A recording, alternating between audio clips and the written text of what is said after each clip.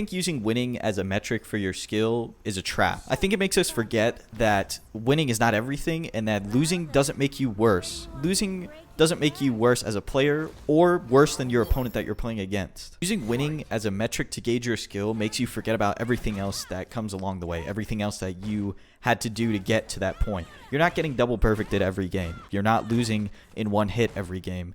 It makes you forget all the things that you did right because at the end of the game, you still lost. There are things that you practice in training mode, combos that you practice, game mechanics that you want to use that you might have used in there, in somewhere in that match that you lost.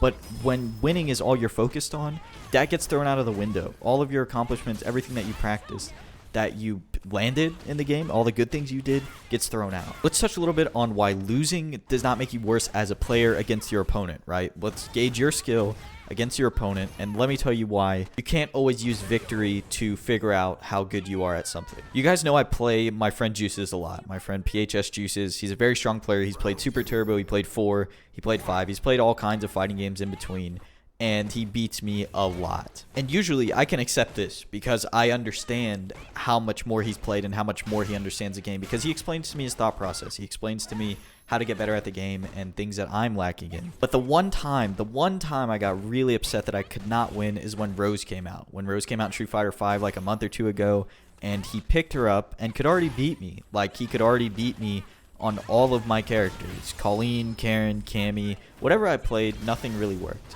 And I think he understood that for the first time in a very long time, I was actually upset that I wasn't beating him. And this is the way that it was put to me. He said, listen, we're in two very different parts of our fighting game career, if you want to call it that, right? Neither one of us have been ever professionally paid to play the game, so throw around the word career very loosely.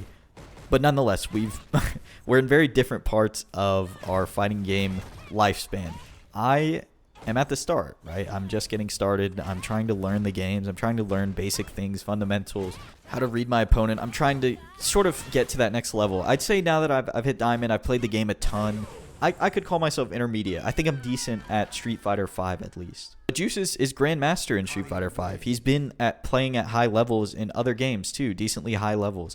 I would say he's sort of at the middle of his fighting game lifespan, or at the end. Wherever he decides he wants to end it, he could, because he's learned everything that he needs to learn. And he's getting he's learning very nuanced things. He's learning game mechanics, and like he's learning things about new characters and trying to figure things out that I wouldn't even think of. Basically, to put it very simply, when a new character comes out, I'm looking at their anti-airs and their normals and their special moves. When a new character comes out, Juices is looking at setups and combos and how things work together. He's looking at things very differently than I'm able to right now. Fundamentally, we're just on a different level right now, and I'm trying to close that gap. So for me to expect to win is just unrealistic. It's unrealistic for me to consistently think that I could be able to beat him, because there's so many things that he can see in my gameplay that I don't even know. He's seeing holes in gameplay that I can't see myself, and he's trying to teach me. No matter if it's Juices or if it's Steve or if it's Joel or anybody who I play who are very much better than me, right? They're all very high-level players. No matter who they play, if I lose to their character, I'm not upset. I'm not mad. I just want to learn. I just want to learn more about it. And I understand that now. Where there's a skill disparity in any game, I think there's going to be a little bit of uneasiness between you and whoever you're playing, right? It just takes you a little bit to gauge a person's skill and gauge how much they really are better than you until you can play them consistently and sort of figure out that this person's way better than me, I'd like to learn from them. This person's way worse than me, I'd like to teach them. And this person is the same skill level as me, and I want to beat them. Keep in mind, you can learn things from anybody at any skill level. That's not something set in stone. That's just how I feel sometimes when I'm playing against somebody I don't really know. Particularly when you're playing against somebody worse than you, right? Somebody who is a lower rank, or maybe just picked up the game, or just doesn't understand the game as well as you do. I think that a lot of gimmicks start to show, right? That's something very big about when you play on a second account. You can lose to gimmicks still that you don't know. For example, I play Karen. Karen's my main character. Yesterday, I lost a round on my second account playing Colleen to a gold Karen who only did Rasenha into either the command grab or the little kick where she goes under, the super negative one. And the thing that I had to figure out was, how do I deal with it if I can't react in time after she does the little hands, right? Because the way it works is she does a Rasenha move, her hands hit overhead, so you have to block standing, and she has like 4 follow-ups. So she can either hit you low, or she can do a command grab that only hits if you're standing. So for me, what I did was I stayed crouched, so that way if I get hit low, if he tries to go low, I'm blocking, and if he does a command grab, then it whiffs and he ends up on the other side. And this is after blocking the first part. And that's something I had to figure out on the fly, and that's something that I had to figure out how to deal with, even though I play that character. It's just you don't run into that kind of stuff when you get a little bit further down the line, because it doesn't get you very far, but it's still important to know how to deal with it. Now, I want to touch very briefly on what I mean when I say losing doesn't make you worse as a player, individually, not compared to the person you're playing against. When I feel this most is when I play against 2 matchups in particular. Yesterday, I said that the reason that you saw some one-and-dones on my match history were for 3 different reasons, actually. One was either connection. The connection wasn't good, so one of us left. 2, they one-and-done me, or I one-and-done them because they demoted, and I didn't feel like the point deficit was really worth playing, right? It really wasn't worth me playing for like plus 20 points when I'm trying to hit diamond. That's my main goal at the time. But a 4th reason that didn't really come up in the video was there's 2 matchups. There's 2 matchups in particular that I am horrendous at and just make me feel terrible because I've tried to lab one of them and I can't do it. And the other one, I'm just so confused and it just makes me feel so stupid, right? And I'll give you 2 seconds to guess those 2 characters, and I'll leave a heart on your comment if you get it. 2 characters are zoners, and one is Dhalsim and the other one is Fang. Now, Dhalsim you probably know even if you don't play Street Fighter.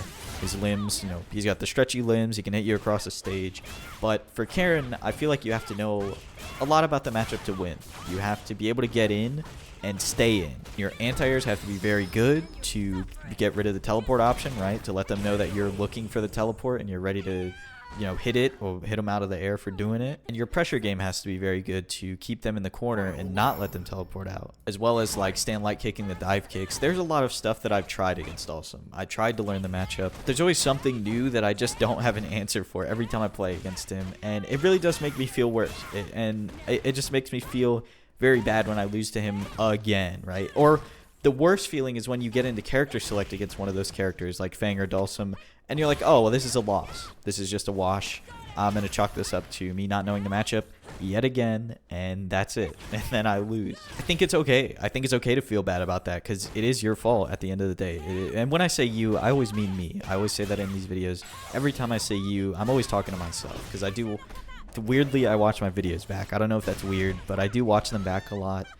Just to reflect or to like actually listen to my thought process all the way through and take my own advice. But the real question is, am I really a bad player, or am I really worse from that loss? And I never think after reflecting on it that I am, because I should just learn the matchup, and if I don't, I'll eventually have to learn it the hard way. For both of those characters, Dhalsim and Fang, I'll lose to them enough to the point where I will either get frustrated and try and lad them out again, or I will just learn it inherently from playing it over and over again. Anyways, I hope this whole rant helped somebody, anybody who watched this. If you made it all the way to the end, thank you for watching, and consider subscribing if you aren't already.